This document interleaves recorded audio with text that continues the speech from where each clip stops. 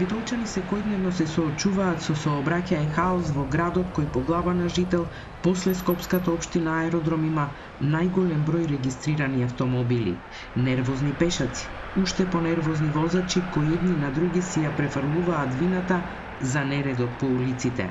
Иако има зонско паркирање, автомобилите најчесто се паркирани по тротоарите, пешаците се движат по коловозите, нема велосипедски патеки, а општината секоја година субвенционира купување на велосипеди. Експертите велат решението за ваквата состојба е во нова сообраќајна студија која ќе ги ограничи возилата во централното градско јадро, без да се импровизира во оваа сфера. Основните елементи на концептот на одржлива урбана мобилност подразбираат обесхрабрување на автомобилот како превозно средство во градот, поддршка и унапредување на јавниот градски превоз, на велосипедски сообраќај, на пешачки сообраќај, примена на информатичката технологија заради побезбедно и поефикасно одвивање на сообраќајот. Сега трикот да речеме како овој концепт би се применил во Битола. Битола знаете има специфична урбана структура, е стар град, поготово поширокото централно градско подручје. Исто така има многу специфична сообраќајна мрежа и одговор на тоа прашање може да се даде само со изработка на квалитетна сообраќајна студија која ќе биде заснована врз детална анализа на стварни податоци од терен.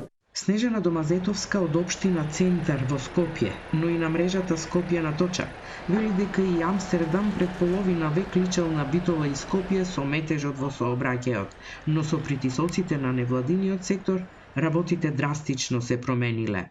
Мора да се биде активен, да се притиска и тоа е начинот да се дојде до промена. Нема, мислам, примерите од другите градови во светот они го покажуваат. И Амстердам бил заглавен во коли, па денеса велосипедски, пешачки рај, има супер јавен превоз и така натака.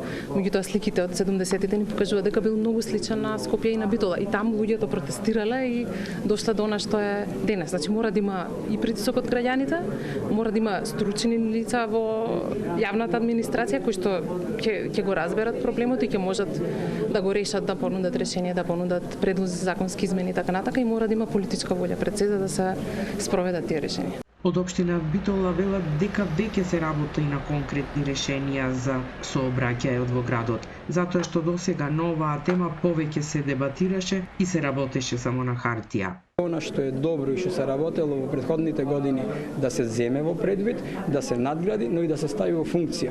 Бидејќи накратко треба да имаме конкретни решенија. Граѓаните сакаат смирување на сообраќајот, сакаат реорганизација на централното градско јадро и пред се сакаат велосипедски патеки, тема која што се зборува многу години и основната интенција од првиот ден беше како е возможно, што треба да се направи за еден дел од овие работи да веќе се постават на терен, да станат реалност, а другите прашања да почнат да се отвараат и така да за неколку години, односно со конкретни рокови и со добар акцијски план, Битола да биде во рамо до рамо со современите европски и светски текови. Димитровски вели дека локалната самоуправа работи на изведбени проекти за велосипедски патеки на улиците Васко Карангелевски и Партизанска, а идната година се очекува да започне изведбата на терен, нешто што граѓаните го бараат со години за поголема примена на велосипедите како превозно средство во град кој има исклучително специфична сообраќајна инфраструктура.